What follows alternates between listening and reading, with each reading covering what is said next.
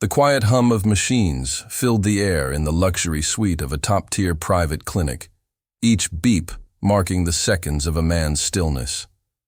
On the bed lay Elijah Cross, 42, a billionaire tech visionary known for his bold innovations and the rare distinction of being one of the few black executives to lead a Fortune 500 company. For nearly 3 weeks, he'd been unresponsive, a red gash on his temple, the only visible remnant of the private jet crash that nearly killed him, or so it seemed. The truth was far more calculated. Elijah had regained consciousness just 3 days after the crash, but instead of alerting the medical team, he chose to lie perfectly still. He had his reasons. There were things that didn't add up, errors in the flight data, discrepancies in the emergency reports, and an unshakable gut instinct. Someone had tampered with his aircraft. Playing possum was the only way to uncover who was behind it. Outside, the glass door, voices drifted into the room. "The clock is ticking, Serena," said a sharp male voice. "The board won't wait forever." "Let's stay the course, Andre," replied a woman coolly.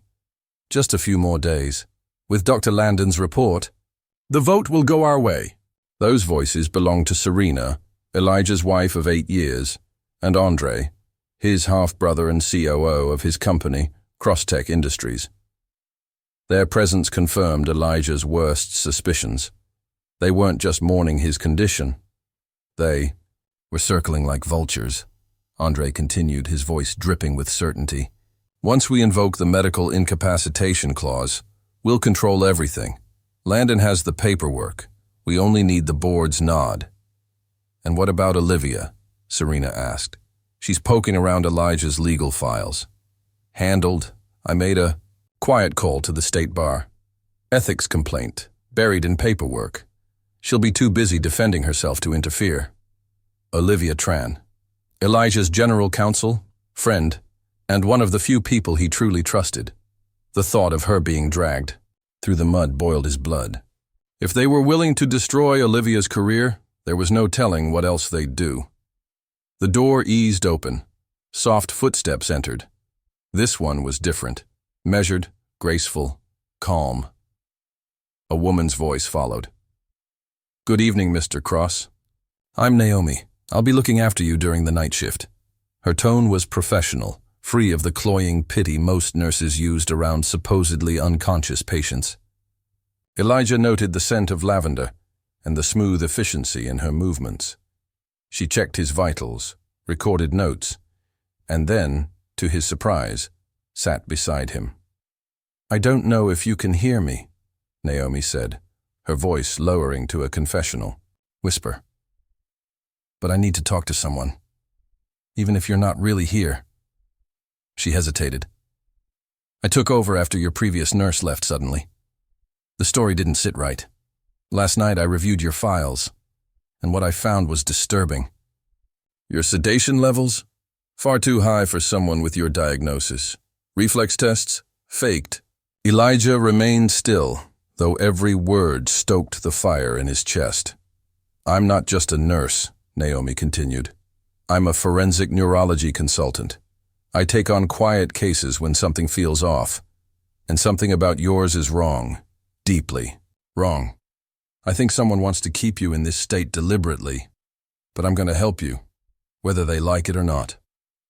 She adjusted his IV and, in a casual tone meant for potential eavesdroppers, added, "Vitals look good tonight, Mr. Cross." Then, in a whisper, "I'll start tapering the sedation, slowly. No one will notice for a few days. When you're ready, we'll talk. Just hold on." Elijah wanted to shout, to thank her, to warn her she was walking into the den of lions. But all he could do was breathe, slow and controlled. The following nights brought tiny changes. Naomi returned each evening like clockwork, adjusting his medication, watching for any sign of progress. On the 3rd night, he gave her one. He twitched his finger. Twice. Naomi froze. "Was that?" She leaned closer. "Move again if you can hear me." He did. A quiet gasp, then resolve. We'll need a system. 1 movement for yes, 2 for no. Blink once if you agree. A single blink. Soon, Naomi was bringing in flashcards, holding up letters one at a time so Elijah could spell out messages. It was slow, agonizingly so. But it worked. Sabotage, he spelled first. Who? She asked. Elijah? Your family? Wife? Brother? Naomi's expression darkened as realization dawned.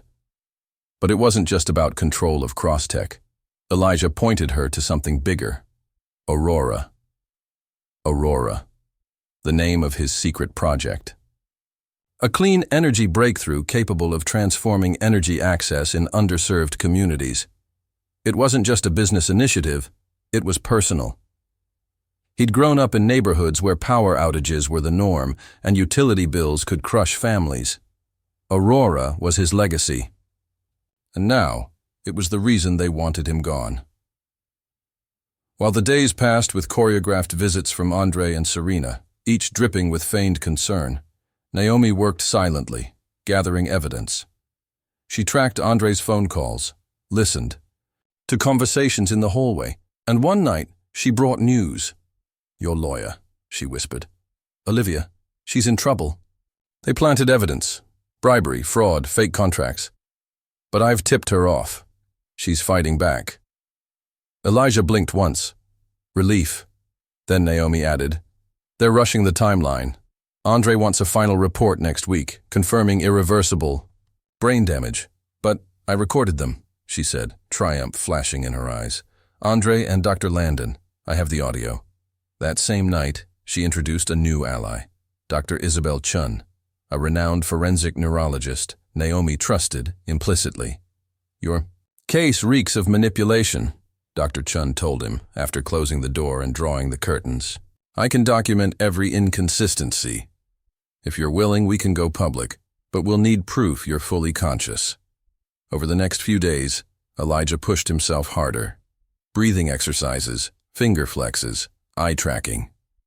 Naomi coached him through it all. When Andre visited with a smug smile, Elijah remained still. But behind those closed eyelids, he was already imagining the fall. Naomi managed to delay the board meeting by leaking a fake press tip about Elijah's condition. Being more optimistic than previously thought, the board hesitated. A PR scandal was the last thing they wanted.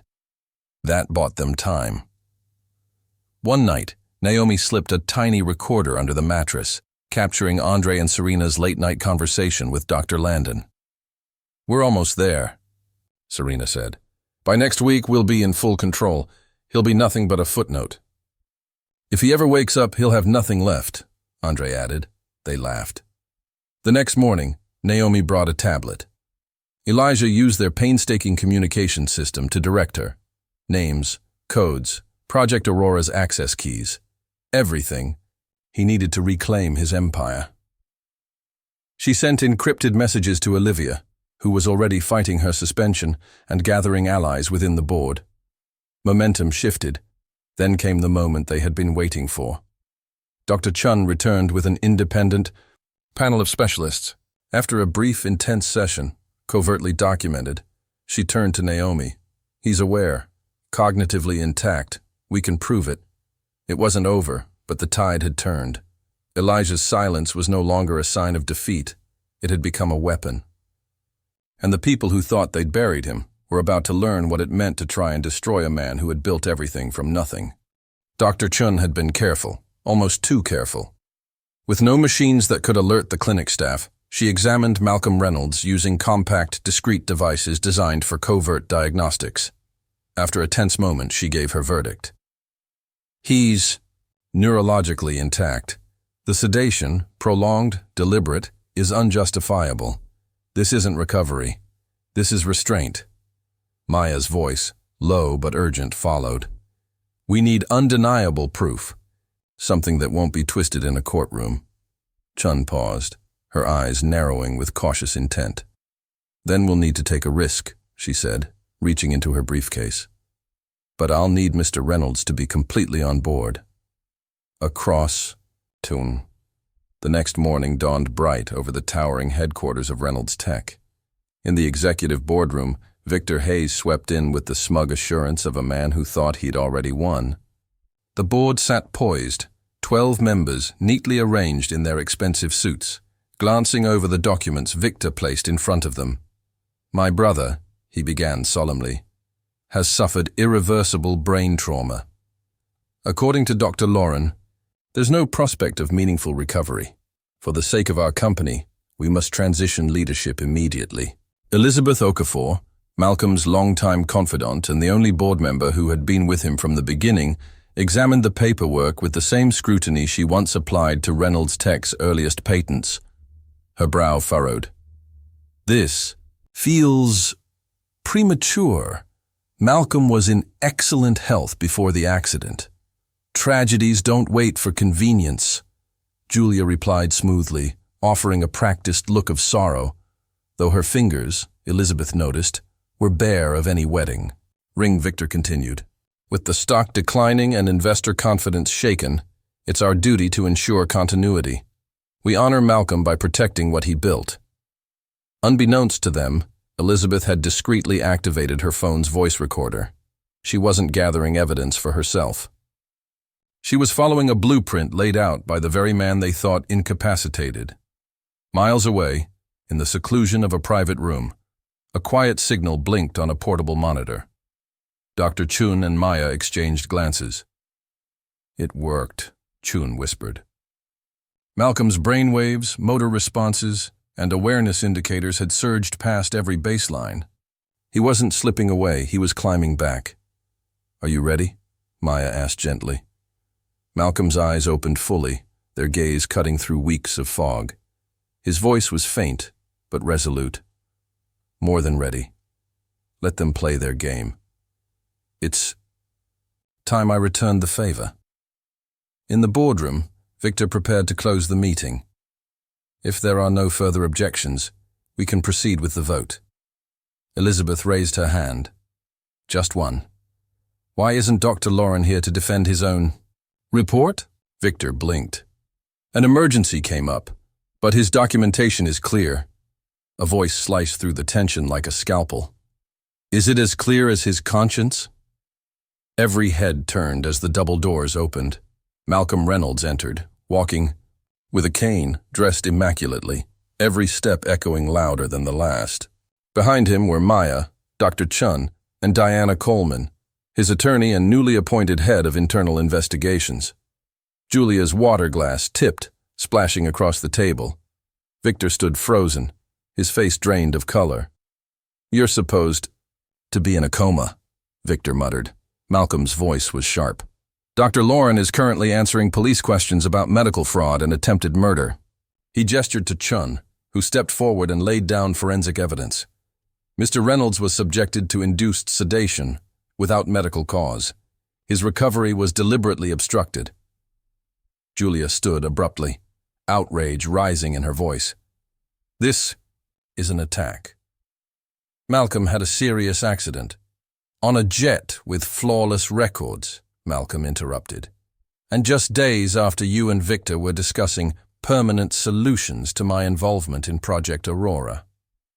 Diana opened her case and passed documents across the table. "These are transcripts of private messages. Julia, Victor, planning strategy around Malcolm's removal, referring to him as the final roadblock." Victor's composure cracked. "We were talking about project delays," Malcolm nodded to Maya. She pressed play on a video. It showed Victor in a clinic hallway, whispering to Dr. Lauren, "Keep him under. We need just a few more days, then let nature handle the rest." Bored. Members shifted uncomfortably as the implication settled in. Diana placed another document down, a payment trail. Funds wired from an offshore account linked to Victor, beginning 3 days before Malcolm's accident. Elizabeth stood, her voice shaking with rage. "You tried to kill him. Over a stock price?" Victor backed away as Malcolm approached. "You underestimated the man who built this from scratch," Malcolm said. "You thought I'd vanish quietly, that no one would notice you stealing what I bled to create." Julia made a final attempt. "We did this to protect you, Stop, Malcolm said, his voice now ice. You sold your loyalty faster than... You sold your ring. 1 week after the crash, you were redesigning the penthouse. Security appeared at the doors. Mr. Reynolds, the lead officer said, police are downstairs, ready to take Mr. Hayes and Mrs. Reynolds into custody. Victor lunged. You don't understand. Aurora will destroy our major contracts. It's suicidal. It's necessary, Malcolm answered. And investors agree. The rollout was approved yesterday, while you plotted. As the room emptied, Malcolm sat at the head of the table for the first time in months. Elizabeth put a hand on his shoulder. I thought we lost you. You would have, Malcolm replied, looking toward Maya, if she hadn't refused to stay silent. But even then, Malcolm sensed something deeper. The betrayal had been personal, but the resistance to Aurora wasn't just about family greed. There were layers to this conspiracy, and Victor wasn't intelligent enough to pull it off alone. 6 months passed. Reynolds' tech had been transformed. Solar arrays lined the roof. Labs buzzed with innovation, and the foundation that bore Malcolm's and Maya's name was officially established. Elizabeth delivered the papers herself. 30% of Aurora's profits will fund ethical reforms in hospitals. Cameras for accountability, protocols for vulnerable patients, and independent audits were just the beginning.